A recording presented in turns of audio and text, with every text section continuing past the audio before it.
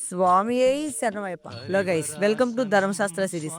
నేను ఈ అయ్యప్ప దీక్షలో చాలా అంటే చాలా అమరం పూజలకెళ్ళాను గానీ, ఇలాంటి amaram పూజకెళ్ళడం for the first time. ఎందుకంటే ఏ అమరం పూజలైనా సరే 1 లేదా 3 పడులెలిగిస్తారు. కానీ ఈ అమరం పూజలో ఏకంగా 18 మంది దేవతలకు 18 పడులైతే ఎలిగించడం జరిగింది.